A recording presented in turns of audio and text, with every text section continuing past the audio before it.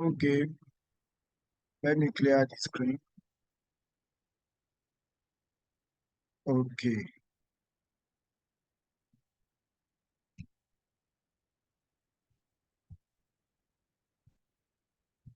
So once again, good afternoon, every one of us. It is my pleasure to introduce our facilitator for today, a familiar face and committed supporter of the public service knowledge of learning community. Mr. Otubo Ebenezer Olugbemi, Deputy Director, Admin and HR, Lagos State Waste Management Authority, LOMA.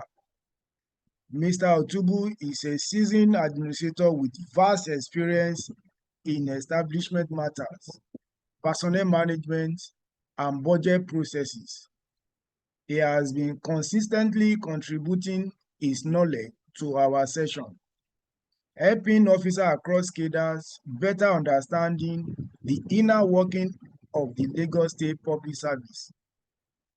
This afternoon, he will be taking us through the topic, structure and process of personnel budget preparation in the Lagos State Public Service.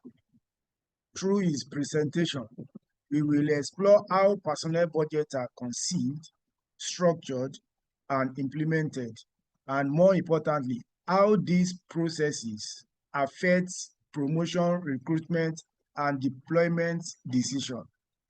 So please, let's settle in, grab our notepad, and give our full attention as we warmly welcome our facilitator, Mr. Otubo Ebenezer Olugbemi.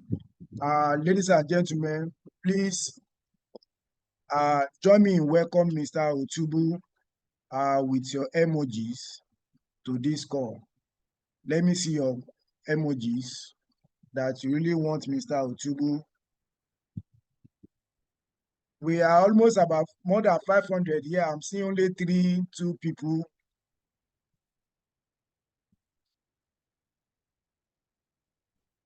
Once again, I want to draw our attention to people that are writing on the screen. I will start removing you. It means you are not here for this call. You are here to sabotage our efforts. And if you know that you are enemy of this progress, I will advise you leave the class gently instead of us to embarrass you. So thank you very much. Mr. Otubo, sir, you have the floor, sir. Good afternoon, my brothers and sisters. We are going to look into the structure and process of personnel budget preparation in Lagos State Public Service. When we talk about the public service, we are talking about Lagos State Public Service. We are talking about those who are in the state and then those who are in the local government, because we are using the same process. At the end of this program, we are going to look into the following. What is budget? Types of budget, the 3-tier system of government, component of a budget, then what is a personnel budget, the need for a personnel budget, users of a personnel budget preparation cycle, personnel budget terminologies, allowances, contributory pension scheme. Now, so at the end of the day, we will look at all the following, and then we'll be able to understand what are we talking about. We have an issues in most of the MDAs where we will be discussing that who is supposed to be responsible for the preparation of the personnel budgets. Between me and you is the responsibility of admin and human resource department to prepare the personnel budget of any MDAs. because personnel budget is a component under the budget. Then what is the budget? Budget is a financial plan that outlines projected income and expenses over a specific period. Let's look at individual as a family. Your income will determine your expenditure. Even if you don't put it in black and white, every one of us will always have at the back of your mind that this is my income. These are the following things I'm going to get within a month. And we have some family, we always prepare at the beginning of the year that if all things being equal, I'm going to get this, I'm going to get that, I'm going to get the land, and this is the school my children will be going. So that's what budget is all about. It's an estimate. That is the total financial estimate of a government or organization set aside for a period of time. And budget is also a total financial estimate of an organization or government in a particular year. Every one of us, even if we don't put it in black and white, we always have our own budget. We have monthly budget and we have yearly budget. Even we have some people, they have weekly budget. That is, this is the amount I'm going to spend. This is the amount I'm going to spend this week. This is the amount I'm going to spend the week. But now we are more particular about a state. About a state. Then when we are talking about the budget, we have 3 different types of budget. We have personnel budget, we have business budget, and we have government budget. When we are talking of the budget, no, there's an error there, it's personal budget. That is, every one of us, we always have our own budget, and it's our income that will determine our expenditure. Even if you have a business and you are selling goods, you will define that I'm going to spend so a month to buy my goods, and I'm going to dispose it as so a month, so I'll be able to know how much is my profit. Then we are now talking about the government budget. When government is talking about the budget, it's talking about an estimate, how much the government is going to spend in a specific year. And you know, in Nigeria, we have a 3-tier system of government. We have the federal government, state government, and local government. In the state, federal, and local government, we are using the same procedures to prepare our budget. And when we are talking about the budget only is divided into 2. We have the capital and then recurrent. Under the recurrent, we have overhead and personnel. We have discussed the budget as an estimate. Even when we are talking about our own personal budget, we have some things that we can only incur once in a year, but we have some that we continue to incur daily, weekly. For example, if you are living in a house, you cannot be saying you will be buying fan, mattress every week. But everybody knows that you need to heat, you need to use electricity. So that's why the budget of a state or local government is divided into 2, the capital and then recurrent. So when we are talking about the budget that is being divided as a capital and recurrent, what is the capital as a budget? It's the total amount of money set aside by the government to deal with capital assets. The total amount of money set aside by the government to incur fixed assets, that is, to build bridges, road, housing. That's capital. Those are the things that you can only incur once. You cannot be saying you'll be doing it every day. But when we are talking about the recurrent, that's the total amount of money set aside for our day-to-day activities in a government setting.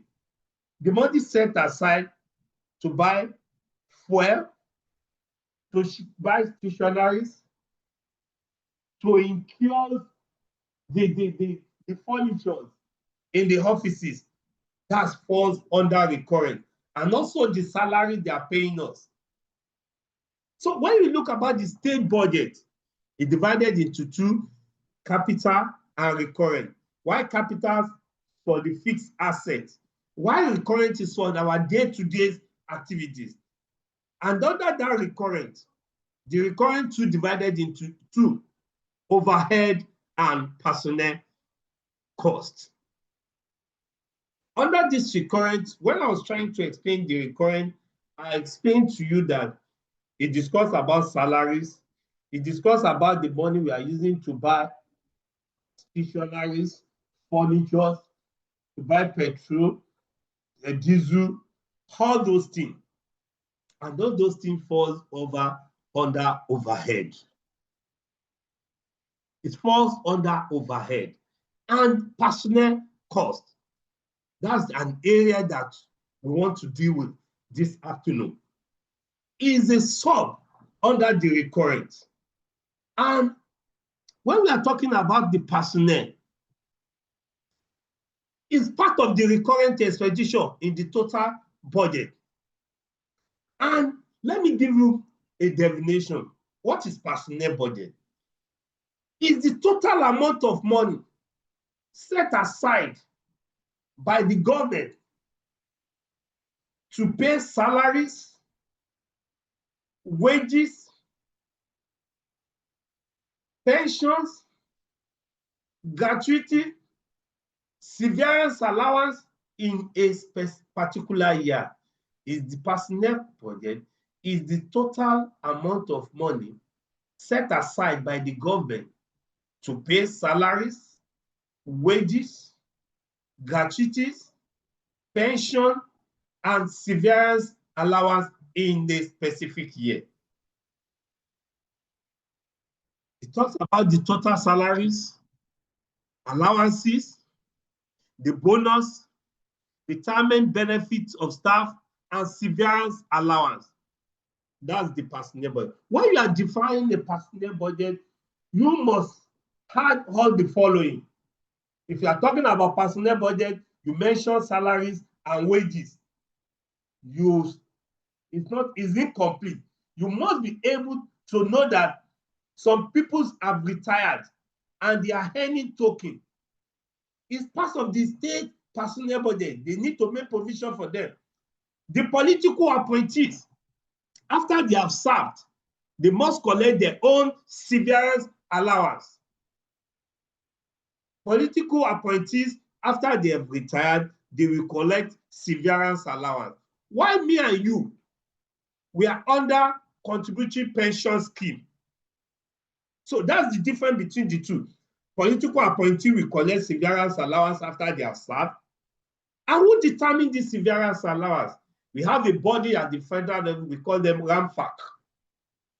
RAMFAC. They are the one regulating the salaries of political appointees. And if you look at the RAMFAC, they have discussed about how the percentage of that severance allowance. Severance allowance is the amount of money being paid to political office holders after they have served. And when we are talking about salaries, is the amount of money being paid to an officers who have worked at least monthly. And if you are being paid either daily, weekly, bi-weekly, you are collecting wages. So we need to understand that there's a difference between salaries and wages. And when we look at the public service rule, when it's talking about the issue of allowances, it defines it that our total emolument consists of the basic salaries plus allowances. So when you are defining personnel budget, you must put your salaries, your wages, gratuity, that is what they pay the retirement benefit of staff, and severance allowance, and bonus.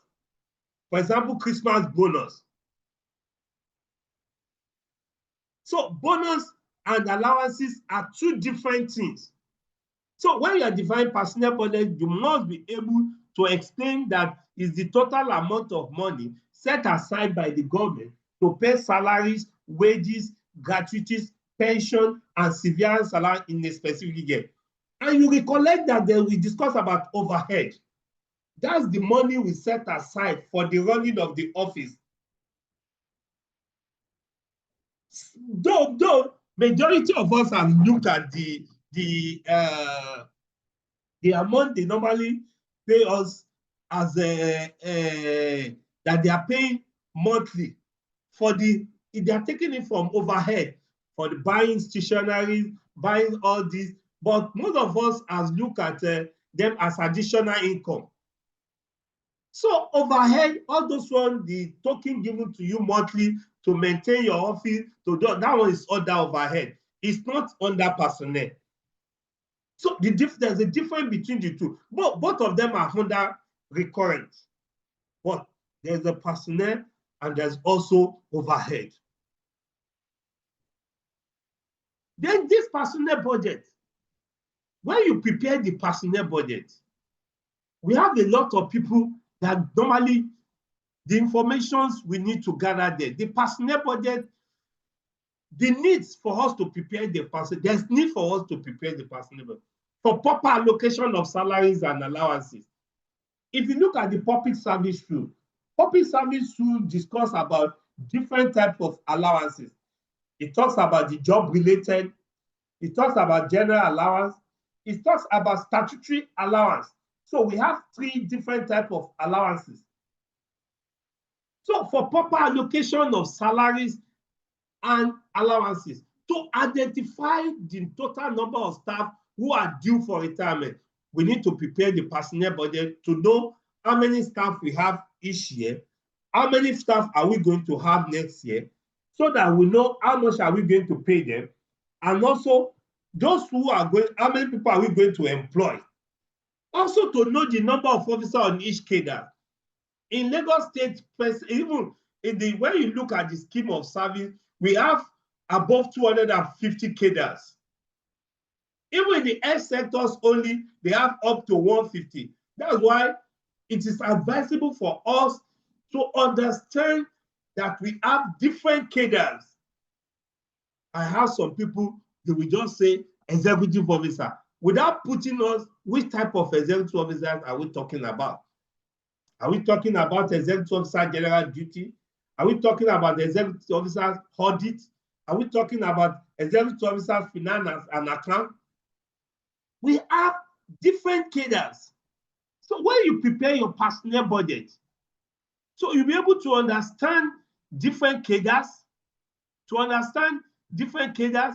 to determine accurate genders figures. How many male and female? What is the percentage? So when we are preparing the personnel budget, the nominal role, you are going to state it there, either male or female.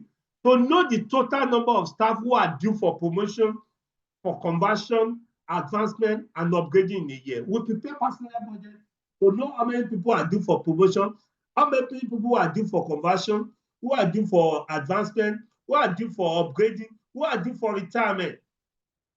And also we prepare personnel budget to project for additional number of staff required in coming year. If you know how many people that are due for retirement, you'll be able to know how many people are due to be employed. And it also assists us to know how many cadres have been faded out of the system. We have a lot of cadres that are not in existence again. So we need to prepare the personnel budget to know many things. And who are the users of this personnel budget? All MDAs. All MDAs. Ministry of Economic Planning and Budget, STO, Civil Service Commission, Public Service Office, Local Government Service Commission, all MDAs, every one of us need to use, even when you want to do conversion, the representative of a staff will ask you, did you make provision for them in your personnel budget? When you are in need of additional staff, they will ask you, did you project for them in your personnel budget? What is the cost implication? If you want to do conversion, they will ask you, did they make provision for you? We have seen a situation where the provision they made for A, they will use it for B. And when it's time for A to do conversion, they will know there's no provision. So all MDAs are in need of the personnel budget. So that's why it is advisable for every one of us to prepare the accurate personnel budget. And when we are preparing the personnel budget, as I've said before, that is the responsibilities of admin and human resource to prepare the personnel budget. Forget about the issue, because most of us, when you had the issue budget, they now look at it that finance and accountancy. No. If I don't know your cadre, I may not know your salary. If I don't know your grade level, I may not know your salary. If I don't know your qualification, I will have issue with your placement. Finance and account will base their own on information given to them by the admin and HR. So when you have issues with your nominal role, then you will have issue with your personnel budget.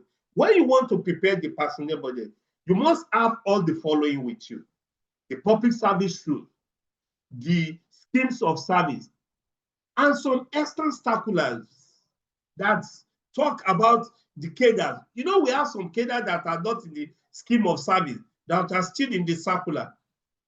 So you need to have it.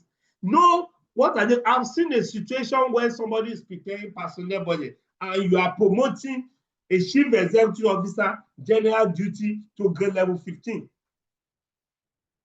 I've seen a situation when somebody is talking about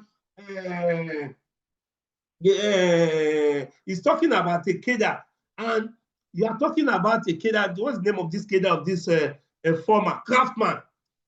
And when somebody is a craftsman assistant level 3, craftsman level 4, and when that person is about to move, instead for him to say senior craftsman, then when he gets to there, he's talking about chief craftsman, and the scheme does not say that. When you get to a senior craftsman, then the next person you go to foreman. So if you don't understand the scheme of service, you will have issue with placement. It's not an issue of you know how. You must understand the nomenclature of each cadre based on grade level. You must understand how. So I've seen some people that are still using the nomenclature, the old nomenclature of information, when we are calling them information officer. Now they are public affairs. So, and that one is not in the scheme, it's in the circular. So you must understand the nomenclature of each cadre and their grade level. Because, for example, medical officer, if you are talking about a senior medical officer, level 13, senior medical officer, level 13, and because level 13 and admin is assistant chief, you now call it assistant chief medical officer. So you must, all of us, understand the schemes of service, how one grade level, from one grade level to another grade level, your movement. Then the public service rule, which is your guide, that one will tell you when are you due for confirmation, because it's one of the prerequisites for promotion. That one discuss about what are the things you need to present before you can apply for conversion. What is the difference between conversion, advancement? What is the difference from advancement, promotion? So the public service will discuss about it. How many years, what are the things you need to fulfill before you can move to another level? It's also discussed about, because I've seen a situation where a lot of people are mixing the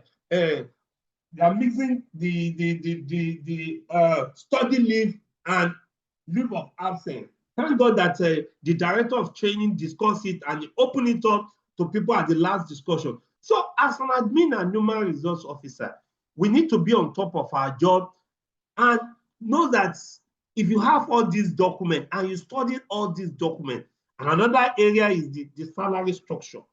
You must look at the salary structure.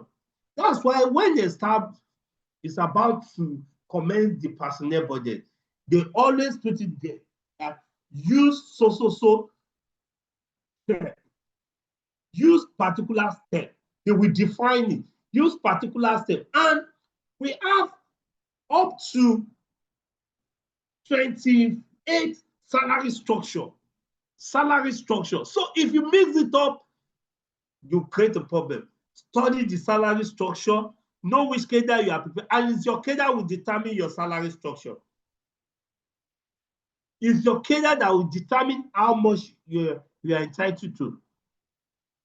So there's need, if you have all the following, the public service rule, the scheme of service, the extra circulars, and salary structure. Thank God, Alausa Sabi, from there you'll be able to see the circular, and from there you'll be able to see the schemes. Unless we have some cadres that are not in the scheme, but still in the circular. But you can still do more research. It's better for you to do research and understand the nomenclature of each cadre before you prepare your personnel budget.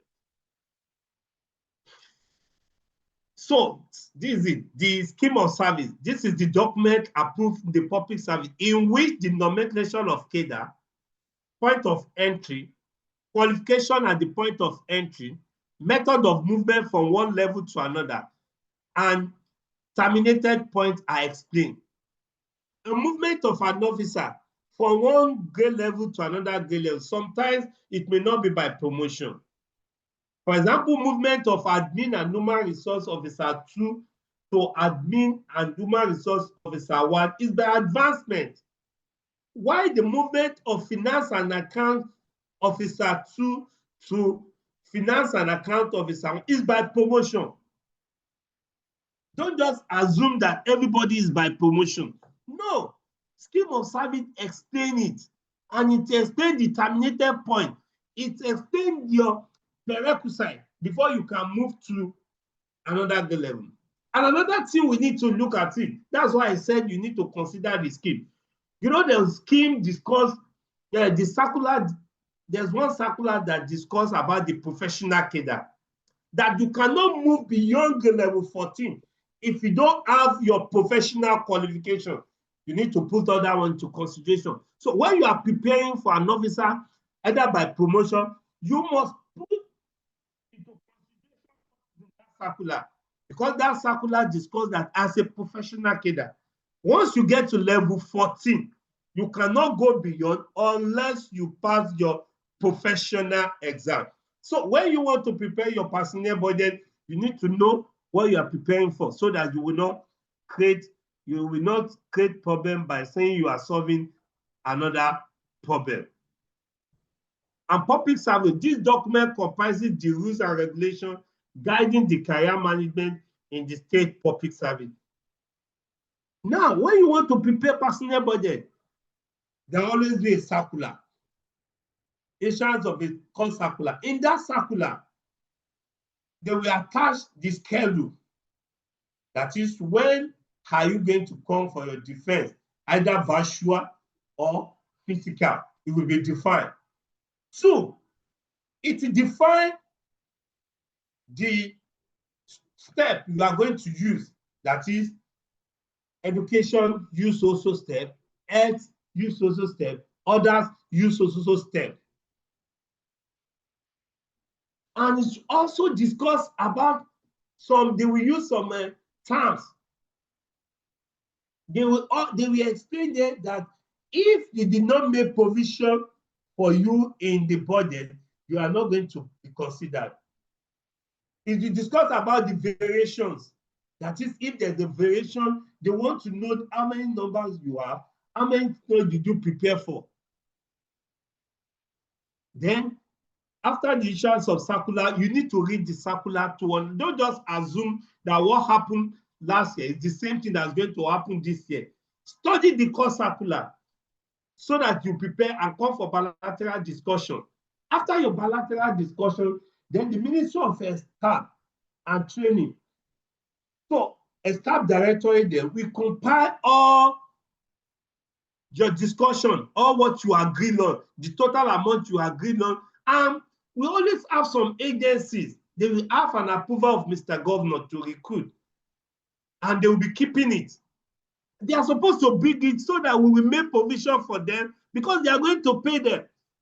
If you don't present it at the bilateral discussion, that means after that year, you are going to go and revalidate it.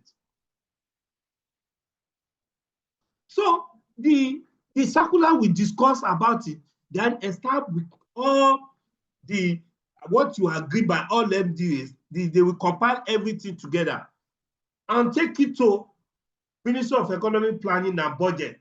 Remember that when we are talking about the budget, we discussed about recurrent and capital. So the personnel costs will fall under our recurrent, and they will look into it. So those are the things they are going to discuss at the Ministry of Economic Planning and Budget, that this is the amount, this is the personnel cost, this is the amount we are going to spend in a year, this is amount, and they will look into it. Yes, I've discussed about the circular, and that circular, you will see there will be templates. That is the format that they want us to prepare the personnel budget. The format they want us to use, the schedule of the meeting, time of presentation, they will have everything there. And when we are preparing the personnel budget, and that's an area that's good for promotion to understand, vacancy. That is the exact number of unutilized posts. That is, when you are preparing the personnel budget, and we have the actual, and we realize that your actual, when your actual is equal to proposed, that means no vacancy. But if you are in need, you make projection for them. But when your actual is less, when your actual is less than proposed, that means there's a vacancy. It means there's some people that are with us now, but they are not going to be with us next year. When actual is less than, when actual is higher than proposed, it means there's some people that are still under actual, they are not going to be with us next year. So you will not make provision for them under proposed. But when actual is less than proposed, when actual is means there's some people either on leave of absence or study leave without pay, and they are coming back into the system. So that's what makes actual less than proposed. So sometimes actual will be equal to proposed. It means the number of staff you have this year is the same number of staff you are going to have next year. So I think I've made about 3 scenarios. Actual, when actual is greater than proposed, it means there are some people that are with us now that are not going to be with us next year. When actual is less than less than proposed, it means there are some people that are not with us now, but they are coming back to join us next year. And when actual is equals to proposed, it may be some people are leaving, some people are coming back, and the numbers equal. But when you look at the financial aspect, it will be equal. Unless you are telling me it's level 14 that is leaving, it's level 14 that is coming. But most of the time, but when you get the scenario very well, you will see that the actual and proposed, they always have issues. They most of the time they don't know be equal. So establishment post. This is the post provided for under the personnel emolument subhead of the estimate. What they mean by establishment post is the same thing as when you are talking about the number of people you make provision for. Body imposed is the actual. That is the number of people you have presently. The number of people you make provision for that are going to be with us, that you are going to use to calculate the cost. Projection. This is the number of officers you are in need in the coming year. That is, this is the total number of officers that an NDA intends to recruit during the personnel budget year, stating their cadre, their grade level, even though the approval for the recruitment is not yet given. The projection column. That is, I'm in need of if an agency say I'm in need of a driver, I'm in need of additional staff, you make provision for them. Now, you prepare the cost yet to be approved. You need to pass through a process. Because if all NDAs are coming for the projection, you know, the projection will always have cost implication. So you need just to make provision, project for them. And there's another issue is that when you are trying to look at the actual burden imposed, establishment, vacancies, all those things, you need to understand them. Establishment post is the same thing as proposed. Body imposed is the same thing as actual. Consequential vacancy. When you are talking about consequential vacancy, is the vacancy arising from promotion or successful of officer to the next grade level? Let me explain it to you. What is consequential vacancy? Consequential vacancies is the number of people that are leaving particular posts for others who are coming behind to take that position. Let me explain. If they are asking for consequential vacancy of level 8, that is how many people are leaving level 8 to level 9, so that those who are coming level 6 will be able to fill it. As a consequence of number leaving level 7, that's why we'll be able to make provision for that level. So the number of people that are leaving a particular post, for those who are coming behind to fill, that's consequential vacancy. The number of people that are leaving a particular post, for those behind, be able to fill. So when they ask you the consequential vacancy, actual body imposed, establishment post, and when you are preparing your personnel budget, you don't make provision for somebody on leave of absence unless that person is coming back into the system. Somebody that is on leave of absence, that's why you put it under the remark column that so person is on leave of absence. So retirement, everybody know what you mean by retirement. Secondment is a temporary leaving of a position, particular post. When you are secondment to another office, it's a temporary, not a permanent transfer. Suppression. When we are, if you look at the circular, we always discuss that we don't want suppression. What we mean is that if they did not make provision for you, for example, you are level 10, and they did not make provision for you, but they made provision for level 12, and you are just assuming that since it's level 10, we can still use that salary. No, that's suppression. You want to suppress level 12 for level 10. That's why you always see it in a paragraph of the circular that there's no provision for suppression. This is an establishment variation, because you see, when you are preparing personnel, we are talking about the cost implication, and they did not make provision for level 10, but they made provision for level 12. You are now saying they should suppress that level 10 and use the level 12. They always explain that you make provision for all staff. Then gross salary. When you are, the gross salary is the total remuneration of an officer, consists of basic and necessary statutory and job-related allowance. Then, when you are preparing the personnel budget, during the personnel budget defense, any MDAs with approval to recruit from Mr. Governor must come along with that approval to accommodate their cost in the total personnel cost. You must come with the total, the approval of Mr. Governor, so that they'll be able to add it to your personnel cost. Even if it's a process and you have not reached the level of recruitment, let them know the numbers, the grade level, so that they make provision.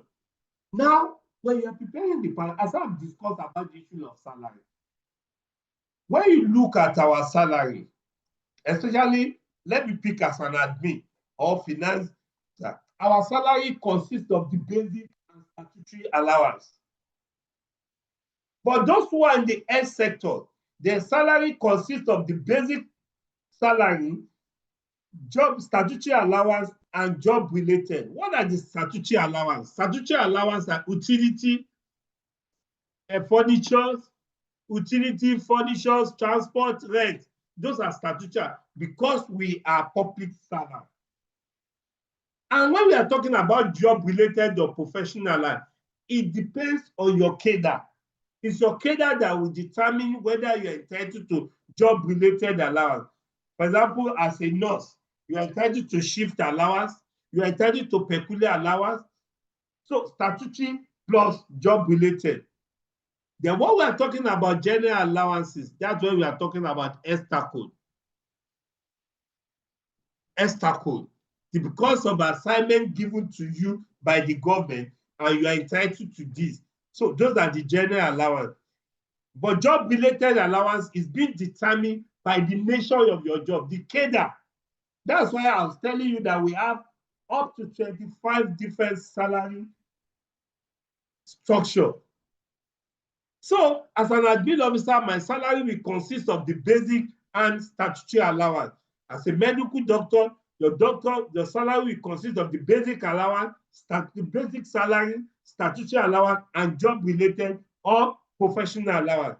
Job-related is the same thing as professional allowance. You will not see your general allowance in your payslip. And another thing you need to understand is that government is paying off monthly salary. I've seen a situation where some people will assume that I'm not supposed to be at work. If you are said you should come to work on Saturday or Sunday, recollect, go and look at your payslip very well. You will see that the government is paying monthly salary. And what you are going to see there is February, January. So are you saying Saturday or Sunday, they are not part of January, or they are not part of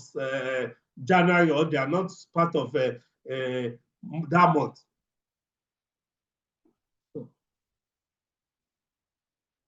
So now, after you have prepared your personnel, but then we need to go and look at the templates. You have to look at the template. But because we organize this thing because of the promotion, when you look at it, and the way they structure the personnel budget now is that they try as much as possible to reduce typing. We always ask you to pick, but you must know what is the personnel budget. And most of us who are senior officers, that it won't be easier for you to supervise what you don't know. You will not know how it will look stupid by the time your subordinate prepare the personnel budget and you get to a staff, you are now asking, they are asking you questions, you are saying your subordinate is the one to answer. It means you are not on top of it. If you are on top of it for check and balance, you need to understand what it's all about. So that's the process of preparing. And when you prepare the personnel budget, there's a document being prepared by the Minister of Economic Planning. They call it a bridge. They always prepare it every year. Is the summary, is like a circular, is the document that consists of how much the government is going to spend and how are they going to spend it each year. Every year they always prepare a bridge. I always get a copy of it. You will see how much they assign to each ministry and how much they are going to spend it, the capital, the overhead, how much and everything. So when you look at that a bit, it consists of all financial aspects. How much the government is going to spend, how are they going to do it? So they always prepare it every year. So thank you and God bless.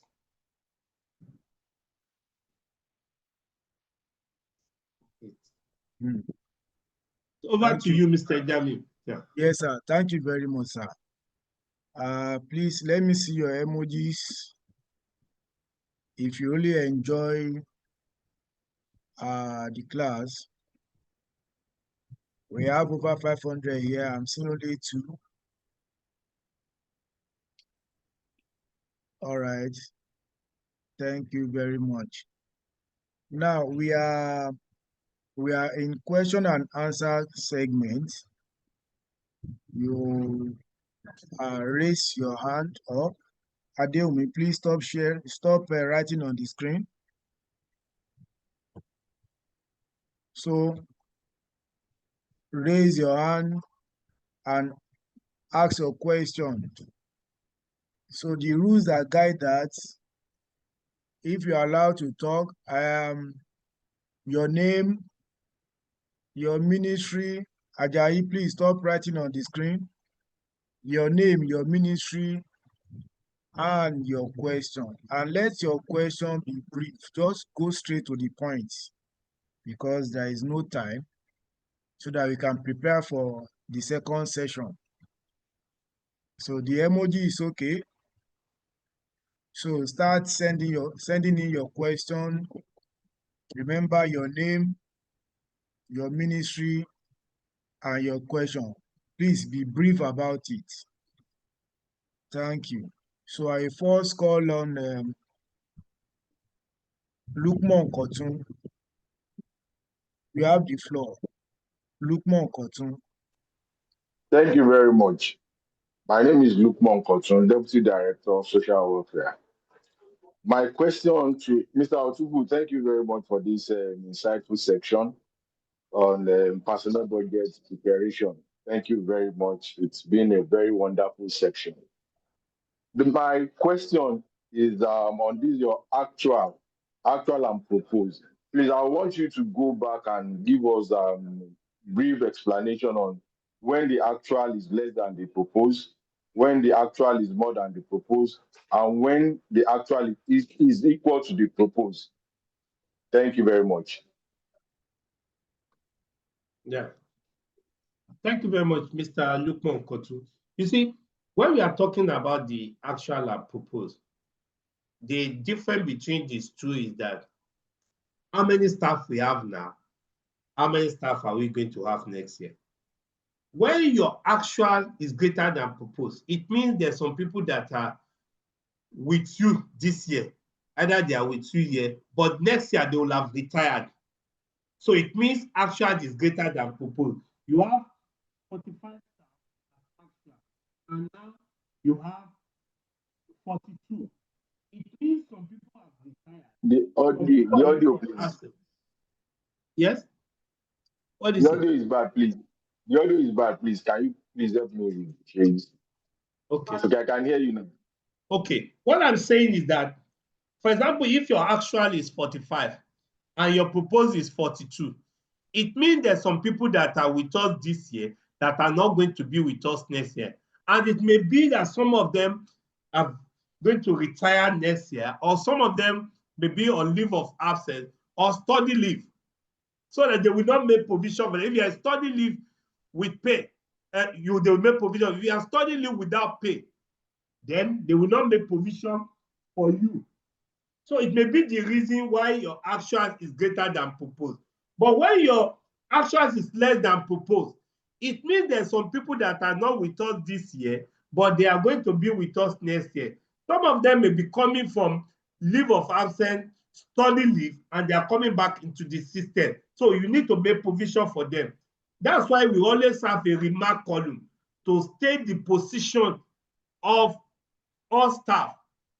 So when actual is equal to proposed, it means the number of staff you have this year is the same number you are going to have next year. But on the financial aspect, it may not be equal. Because if you have 15 staff this year and next year you have 15 staff, but along the line, one staff is out, let's assume level 17 out of service and level 4 is coming back, you know, the salary will be different. So on numbers, they will be equal, but on financial aspect, they will not be equal. Thank you very much. Thank you. Yeah. Okay, Mr. Kotun, are you okay with that response? All right, thank you. Thank you, Mr. Otubu. Riskat Bello, your name, your ministry, and your question. My name is Bello Riskat Ajibola from Mushin Local Government.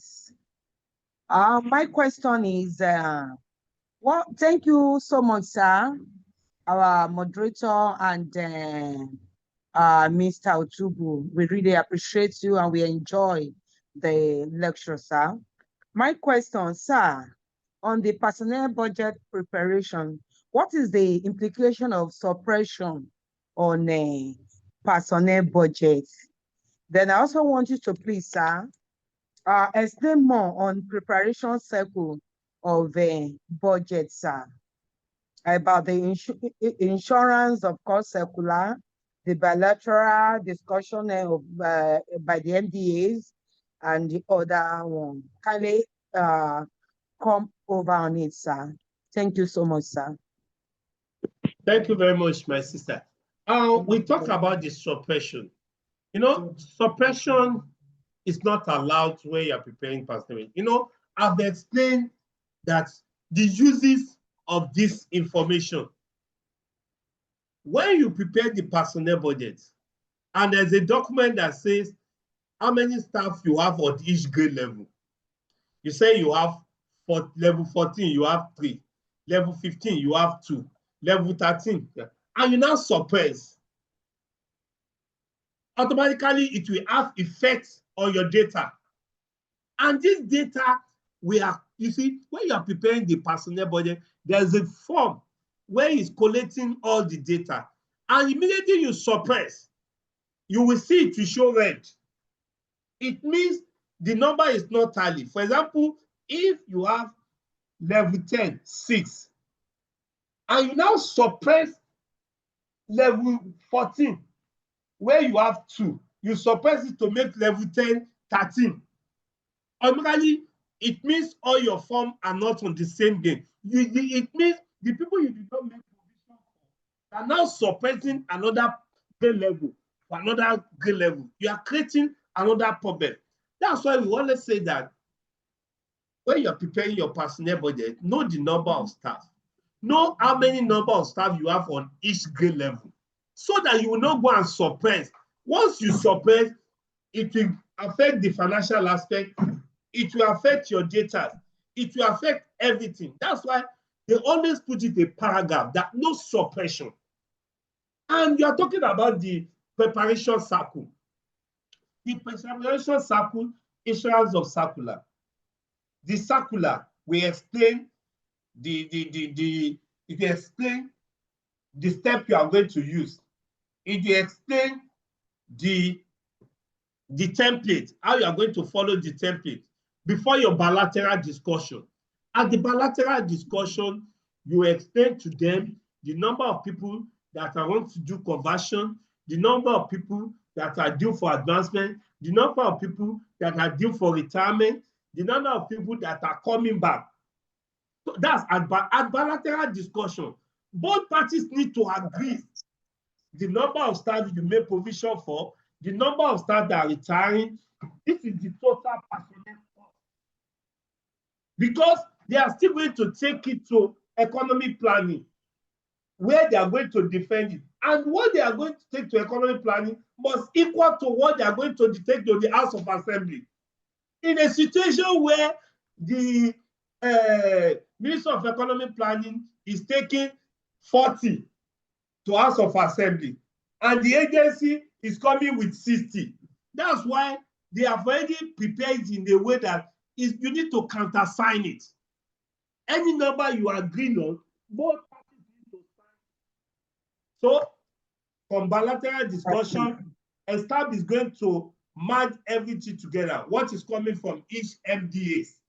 They will mark everything together, and they will take it as state personnel cost to economic planning. Which economic planning is going to take it? This is the personnel cost of the state. This is overhead, and it's going to be part of the recurrence.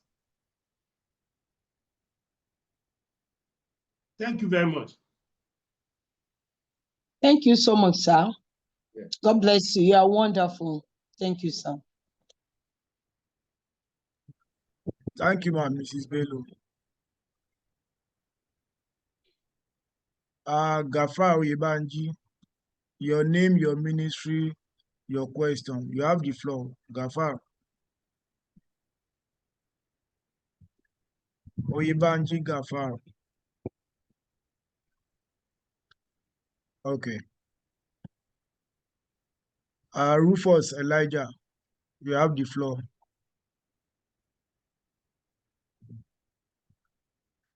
Rufus Elijah, unmute yourself and ask your question. Hello, sir. Okay, Gafar Oyebanji, your name and your ministry, your question. My name is Gafar Yebanji from the Ministry of Special Duties and Intergovernmental Relations. So, though the question have been asked, but I want Mr. Otubu to please help us to clarify, maybe outside what we are talking about, but we just want to use the opportunity that on this program to clarify, to help us distinguish between public servants and civil servants. Public servant and civil servant. Thank you, please. Yeah. Thank you very much. You see, the general word for every one of us is public. We are all public servants because we are working toward achieving the same goals for the state. That's what makes us to be a public servant. But the difference between the public servant and the civil servant, some of us are working indirectly. For example, if I'm in a staff, PSO, Civil Service Commission, we are working indirectly. If you are working indirectly, you are a civil servant. But if you are, for example, those who are at LASUTH, LTVA, they are working directly. But all of us are working toward achieving the same goal. So what I understand is that some of us are working indirectly, and that's why, and we are under Civil Service Commission. But most of the agencies that are working, that are under Civil Service Commission, that are working directly with the public. But the general word for every one of us is public servant. That's the general word for every one of us. But some people have the view that if you are being employed by the Civil Service Commission, you are a civil servant.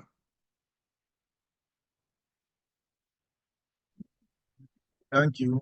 I hope Mr. Gafar, are you okay with that question? Answer, response?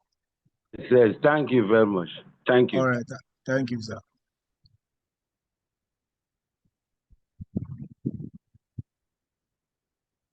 Mr. Rufus Elijah. Thank you, sir. My name is Rufus Elijah Adele from Ministry of Water Resources and Ministry of the Environment and Water Resources, SKY. Assistant Chief Law Enforcement Environmental Sanitation Officer, grade level 13. Thank you very much. We really appreciate the teaching and it is wonderful. I will just want to ask a question concerning consequential vacancy. I want the lecturer to throw more light on consequential vacancy. And secondly, sir, it will be very good idea if the PDF of some of this teaching can be given to us through our MDA admin and HR. It will help us concerning the forthcoming examination, sir. Thank you, sir. Yeah. What is consequential vacancy? Consequential vacancies is the number of people that are leaving a particular grade level to another grade level. So those who are coming behind will be able to see a space to fill. And I explained that if they ask you what is the consequential vacancy of level 7, the consequential vacancy of level 7 is the number of people that are leaving level 7 to level 8, so that those who are coming from level 6 will be able to fill as a consequence of people leaving level 7 to 8.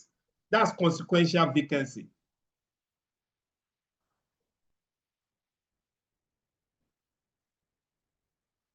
Thank you very much. Okay, thank you very much, sir. I hope Mr. Rufus is okay with that. And again, Mr. Rufus, concerning the PDF or the slide for today, I will please urge you to join our channel So we have everything on our channel, so you can be able to access it. So find the link below here to join our channel. We have sent it through the chat box, either the Telegram or our WhatsApp channel, so that by next week we start sending all necessary material for promotion exercise, both audio and material for our member to access it. Mr. Oladele Rashid, you have the floor. Your name. Thank you very much, sir. My name is Oladele Rashid Babatunde from the Ministry of Environment and Water, Thailand. I'm level 12 officer. Yeah, my question, number one question, sir. Are you with me, sir? I'm with you. Go ahead, sir. You have the floor. Yeah. The personnel budget. I want the assessor to please throw more light on this personnel budget and leave of absence. I think I was lost in that area when he was taking it. That is one. Two, on the public servant and civil servant, the word indirectly is not clear. The word indirectly that you can explain the public and civil servant. Please, can you let us understand very well? The word indirectly, I don't understand what it means. Okay. It's not well explained. Yes. Okay, okay. You discussed about, you said the personnel budget. I said the personnel budget is the total amount set aside by the government to pay salaries, wages, gratuities, allowance in a particular year. That is the money government wants to use to pay our salaries, to pay some people who are collecting wages, to pay some people who are due for retirement, and to pay the political officers who have sacked. So that money under the budget, they call it personnel budget. And when we are talking about the leave of absence, when you are on leave of absence, you are still in service. Your vacancy is still there. But during that time, you will not be collecting salary. There's no leave of absence with salary. When you are on leave of absence, no salary. So when you are preparing the personnel budget is talking about the financial aspect. It's talking about, is an estimate. So for the fact that your number is there, your vacancy is still there, but they will not make provision for your salary. If you are going on leave of absence, either you are given a political appointment for 4 years. Throughout that 4 years, they will still assume you are a staff that is not collecting salary for that 4 years. Because they know where you are going to serve, they will be paying you salary. And they are going to count it as part of your service year. Now, you said that you explain, for example, somebody at PSO, you don't have anything to do with public. Somebody at the commission, you don't have anything to do with public. But somebody that is working as a KAI, last man, last suit, they are dealing with public directly. For some of us, we need to work about, okay, those people who are working with government, their salary, their career, and everything, we need to prepare. If we did not talk about their career, it will have effect on what they are doing outside. But all of us are working towards achieving the same goal. If nobody is talking about the promotion, nobody is talking about your salary, and you are just working, it will get to the level you will stop. So somebody are working indirectly.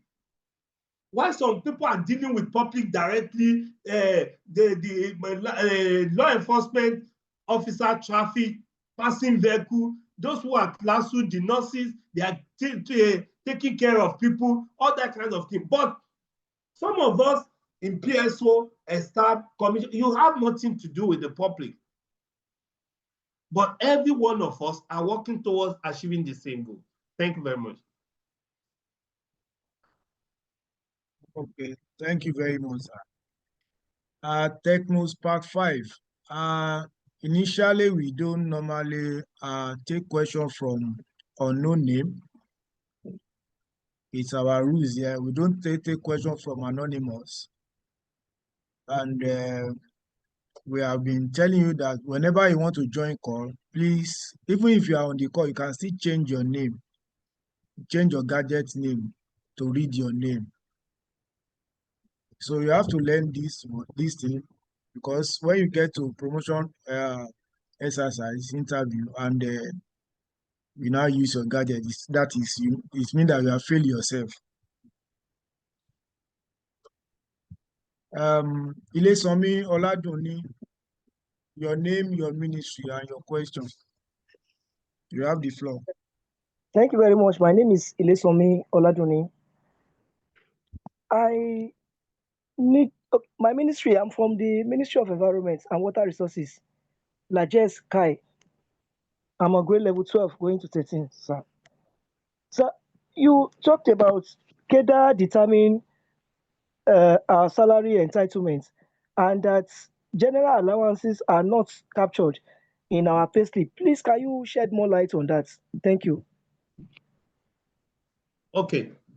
I explained to you that in the public service rule, they try to clarify all the allowances into three. We have statutory, we have job-related or professional allowance, and you have general allowance. The statutory are the allowances being paid to you because you are employed as a public servant. That is utility allowance, furniture, rent. Everybody are entitled to that because you're a public servant. Because of the nature of your board, if you are a law enforcement officer, traffic, that is a last man, you are being paid shift allowance, hazard allowance, and those two allowances fall under job-related or professional allowance. So it means because of your CADA, they are going to add that one to your salary. So your salary will now be basic allowance, statutory allowance, plus job-related because of your CADA. And when we are talking about general allowance are being, if the state government send you on a course from Lagos to Abuja, they are going to pay you extra code. They will pay you accommodation allowance. They will pay you accidental allowance, transport, all those ones are extra code. And you will be paid, and all those ones, they are going to pay you. You are not going to see it in your salary. They will just pay you once, and that's out of it. So those are the general allowance. And if you, this general allowance, if you look at chapter 15 of the public service rule, page 133, it explains it further. What are the type of the allowances we are talking about? It talks about, when you are talking about general allowance, it talks about miscellaneous allowance, accommodation allowance, district tour allowance, extra code allowance, book project allowance, that uniform allowance too. They pay you that one once, and that's out of it. So that's the difference. So in the public service rule, they try to divide all our allowances into three: statutory, job-related, and the general allowance. Okay, thank you, sir. Okay, let's run through the chat box and see question. Okay, he said, my name is Odeyemi Erinjogunola Rukayat, from the Ministry of Innovation, Science and Technology. Please, I want you to shed more light on consequential vacancy and synonyms. I don't know if you understand that, sir. And what? And synonyms. Synonyms. I don't know. I don't understand what you mean by synonyms. That is XYNONYM. SYNO. NONYMS. I don't get that one. I think I've explained that consequential allowance once. I said that the simple language I can use to explain it is that the number of people that are leaving particular posts, so that those who are coming behind will be able to fill it. For example, if you're an executive officer level 14, and they ask you what is the consequential vacancy for that level 14, since there's no level 15, so that consequential vacancy of that level 14 will be 0. But if he asks you what's the consequential vacancy of level 13, how many people are leaving that level 13 to level 14? That's consequential vacancy. And consequential vacancy is different from proposed, because that consequential vacancy may be that some of people are leaving that place to retirement. You know, proposed, it means you are still in the system. That's why they say consequential vacancy is the number of people that are leaving a particular post, so that other people who are coming behind will have the vacancy to fill. Thank you. All right, thank you, sir. Foluke Oluyemi, she said, "Good afternoon, sir. Well done, Mr. Otubu, and the moderator, Mr. Jami. Please, I want you to explain more on relationship of three-tier system of government, on the structure and process of budget preparation." So my name is Oluyemi Foluke from District 2, District 6 or 5. Yeah. No, we are talking about the 3 tiers of government, that is the federal, the state, and the local government. Now, at the federal level, they prepare their budget, and they always have allocation to the state. So when the state wants to prepare their own budget, and they're talking about their total income, that means the IGR plus that allocation will be part of their own income. And when they are preparing their own personnel budgets, it's from the total income they are going to take the percent. That's why we said, if you look at the structure, we talk about the budget. We said capital and recurrent. How are we going to finance the capital and that recurrent? Is it not part of our revenue?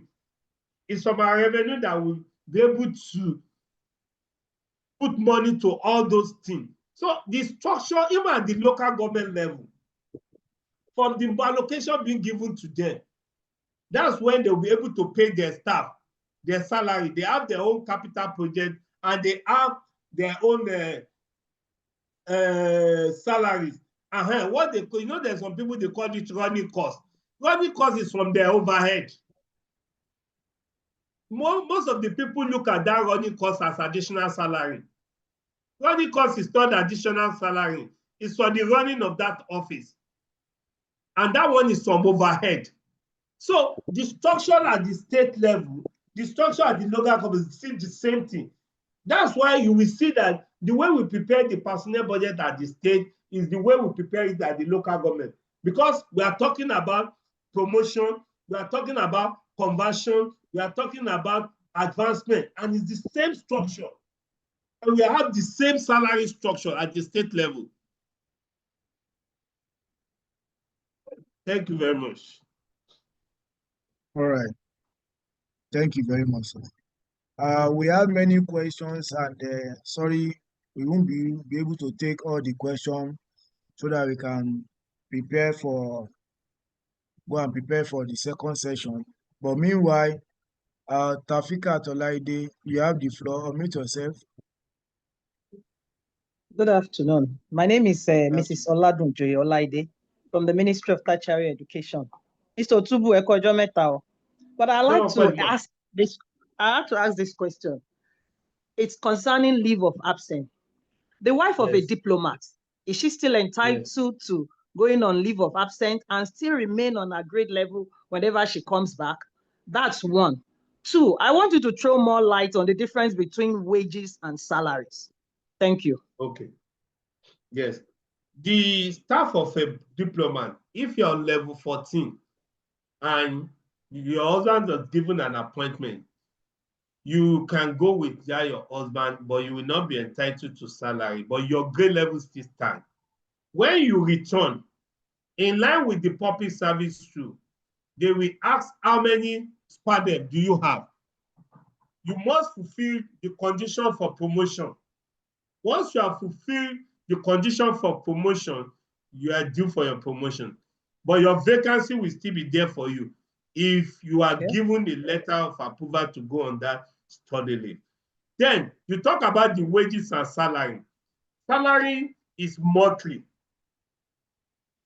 While wages is either daily, weekly, bi-weekly, but anything month is salary. But below month is wages. It can be daily, it can be weekly, it can be on hours basis. Those are wages. But salary is monthly. Thank you, ma'am. Thank you.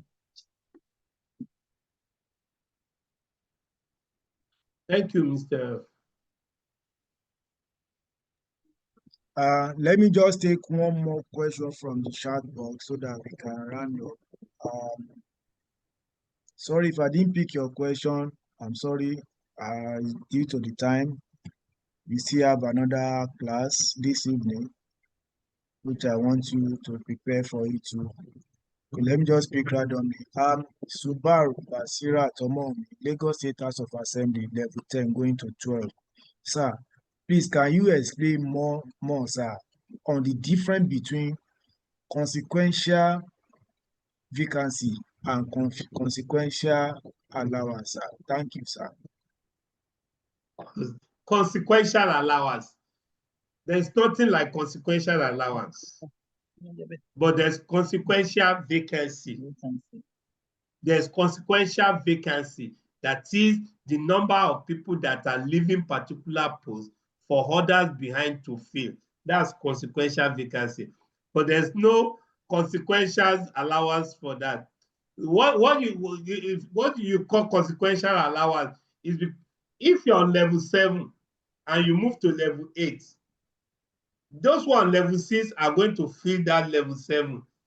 So the salary you'll be collecting will be salary of level 7, not salary of level 6, because there's a promotion and automatically there will be increase in your salary.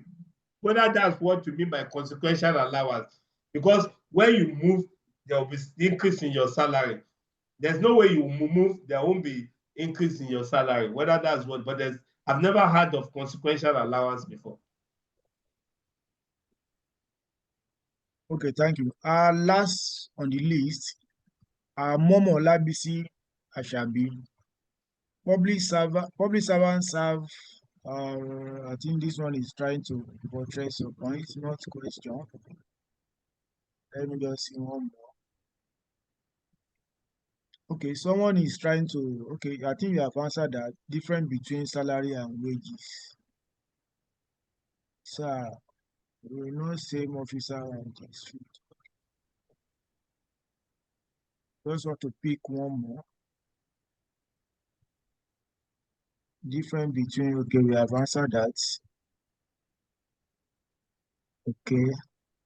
I think most of the messages here are like adding an input to what you just said, sir. Okay. Oh, okay. Who is this? Okay. Adebodun, you are on the, you have the floor. Adebodun Victor. Quick one. Adebodun, are you still with us? I'm with you. Okay, quick one. Your name, your ministry, and your I'm with question. you, sir. Good afternoon. Okay, quick one. My name is Adebodun Omotosho, Deputy Director, Ministry of Agriculture and Food Systems. Thank you. I just want to know if the personnel budget is coming along with the financial implication or only the numbers of the personnel that are required. Thank you very much. It's always go with the financial implication. That's why I was telling you that there's no way I'll be able to determine your salary if I don't know your grade level, your cadre, your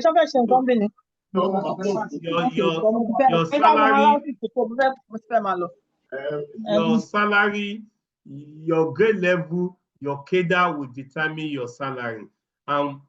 After that one, I'll be able to calculate your salary. That's the personnel cost. That's the financial aspect. The numbers aspect different, but the financial aspect needs to be put into consideration. Thank you.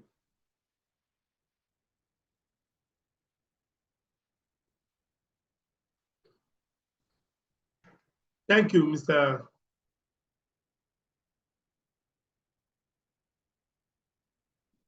Hello, Mr. Okay, sir, I'm with you, sir. I'm Oshundeko, we have, okay, let me quickly pick you. Oshundeko, please, you have the floor. Quick one. Good afternoon, sir. Good afternoon, sir. Thank you for this session. God bless you. Please, I want to ask a question. What is the meaning of, sorry, my name is Oshida Kabiola Jibola from the Office of Physical Planning, Assistant Chief Admin Officer, level 13. Please, what is the meaning of extant circular and difference between extant circular and a core circular? Okay. You see, the core circular is for a particular program. For example, for this promotion, they are going to issue a core circular to create awareness of how we are going to do promotion and the procedures. That's core circular. For example, when you want to prepare the personnel budget, they always issue a core circular to create awareness and procedure, the process of how we're going to do the personnel budget. But when we talk about extant circulars, those are the circulars being issued from the Office of Head of Service, if just to pass the information about the procedure, about what is going on within our environment.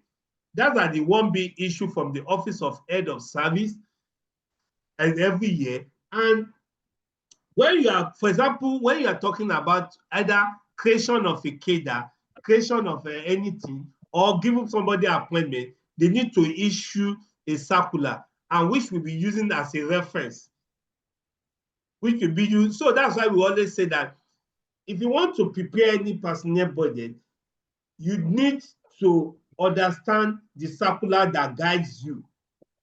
The extant circular is possible. Okay, I make an example of the issue of creation of the public affairs officer. That one is not in the any scheme. It's not in the 2000 or 2003 scheme we are using. But you can get the extant circular for that cadre, and it discusses about their movement. And there also a circular issued about the point of entries of engineers. So those are the extant circulars that you can make as a reference when you are preparing your. But core circular is one issued for a particular program. There's going to be a core circular for promotion. There's a core circular for personnel budget every year. So that's different. Thank you. Thank you, sir. Thank you very much, Mr. Otubu, for another highly insightful and practical session. We truly appreciate your continuous support and commitment of the public service knowledge hub. So in our usual public service knowledge hub tradition, we now invite one of our participants to give the closing appreciation and vote of thanks on behalf of all of us. So I will, Mrs. Oshundeko, are you still there? Unmute yourself. Oshundeko Abiola, are you still with us? Unmute yourself. I'm with you. Okay, can you please do that for us and appreciate our facilitator on behalf of all the participants? On behalf of all the participants, we say a very good thank you participants. We say a very big thank you to Mr. Otubu for this impactful knowledge. We really gain and we appreciate your effort. Hope to see you again. Thank you, sir. Yeah, thank you, man. So, all the participants, I can't wait to see your emojis to appreciate Mr. Otubu for taking his time and imparting knowledge on us. Out of 500 something plus, I'm seeing only 3. Why? It's like you don't have the face, don't like the face of Mr. Otubu. Oh, nice one. Thank you very much. Thank you, Mr. Otubu, sir. I'm Arinyimba, sir. Thank you very much, sir. And I wish all our eligible officer to fly out in the upcoming promotion exercise. Thank you. Goodbye. So I'm still expecting you at the next. We have another session by 7 o'clock.